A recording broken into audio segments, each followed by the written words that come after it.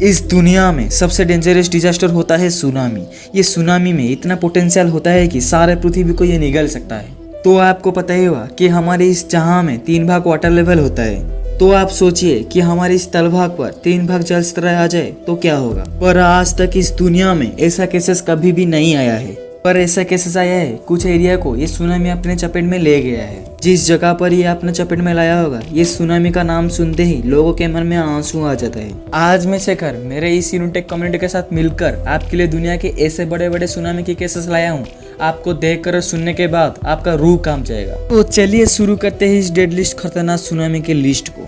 इस सीरीज को शुरू करने से पहले आपके मन में एक और सवाल जरूर आता होगा कि आखिर ये सुनामी क्या है और ये क्यों होता है। तो मैं आपको ये बात बोल दूं कि मैं इसके ऊपर ऑलरेडी वीडियो बना चुका हूँ। अगर आपको उस वीडियो को देखना है तो ऊपर में दिए गए आई बटन पर क्लिक करके उस वीडियो को देख सकते हैं, नहीं तो डिस्क्रिप्शन पर लिंक है, उस वीडियो को जाकर देख सकते हैं। हमारी इस लिस्ट के नंबर 10 पर आते हैं आइसाबे जापान। ये सुनामी 18 जनवरी 1568 में हुआ था। ये सुनामी भूकंप के वजह से ही आया था। नॉर्मली तो ये सुनामी तो भूकंप के वजह से ही आता है। जापान का आइसाबे इस जगह पर 8.2 रेटिंग वाला एक मैग्नीट्यूड का एक जबरदस्त भूकंप आया था और ये भूकंप के जगह पर कुछ डैमेज किया था। उसके बाद सुनामी आया था। भूकंप के वजह से जो घर सब टूट गया था और जो घर सब बेघर हो गए थे वो पानी के साथ और सुनामी के साथ बह चले गए थे। इस सुनामी का वेव लगभग 6 मीटर तक था और इस सुनामी के कारण 8000 लोग बेमौत मारे गए थे। Number 9 Ryukyu Island. ये भी सुनामी जापान में हुआ था। 26 अप्रैल 1771 में ये सुनामी आया था और ये सुनामी अर्थक्वेक के बाद ही आया था और इस अर्थक्वेक का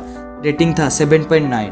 ये सुनामी इतना जबरदस्त था कि इसका वेव का हाइट 11 से 15 मीटर तक था और ये सुनामी के वजह से 3133 होम सब तबाह हो गए थे और 12000 लोग बेमौत मारे गए थे। Number 8 northern chill. ये सुनामी 13 अगस्त 1868 में आया था। ये सुनामी का मैग्नीट्यूड यानी कि भूकंप का रेटिंग था 8.5।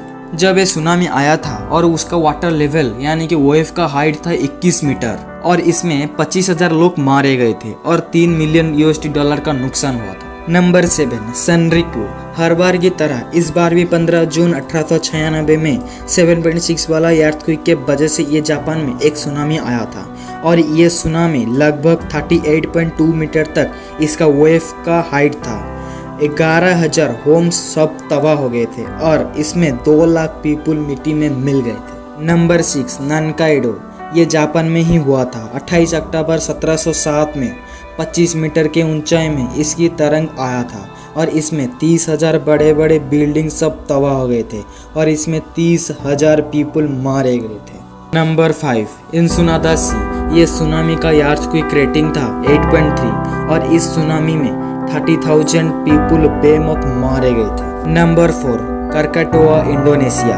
ये सुनामी इंडोनेशिया का सेकेंड हाईएस्ट बड़ा सुनामी है और ये सुनामी हाईएस्ट रिकॉर्ड था और इसका हाइट था 37 मीटर और इसमें 40,000 लोग बेमौत मारे गए थे और 2,000 लोग आज तक उनका कोई पता नहीं है। नंबर 3 लिस्बन पुर्तगाल। 1 नवंबर 1755 में 8.5 मैग्नीट्यूड वाला अर्थक्वेक के बाद ये सुनामी आया था और इसका हाइट था 30 मीटर और ये सुनामी पुर्तगाल में 60,000 लोगों का नामो निशान नहीं था।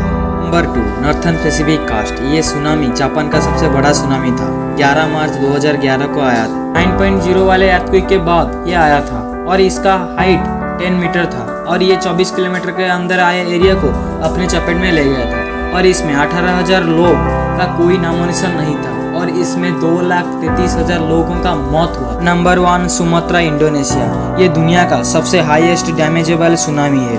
9.1 मैग्नीट्यूड वाले अर्थक्वेक के बाद ये सुनामी आया था और इसका डेप्थ 30 किलोमीटर तक था और इसका हाइट 55 मीटर और ये सारे 300 किलोमीटर के एरिया को आए सारे एरिया को अपने चपेट में ले गया था। इस डिजास्टर के कारण $500 बिलियन का नुकसान हुआ था और इसमें 2,30,000 लोगों का कोई नामो निशान नहीं था और इसमें 1 करोड़ लोग मारे गए थे। अगर आपने अभी तक मेरे इस चैनल को सब्सक्राइब किया है तो थैंक यू सो मच। नहीं किया तो सब्सक्राइब कर लेना क्योंकि मेरे इस चैनल में अपलोड किए गए पहली वीडियो आपके पास तुरंत पहुंचे।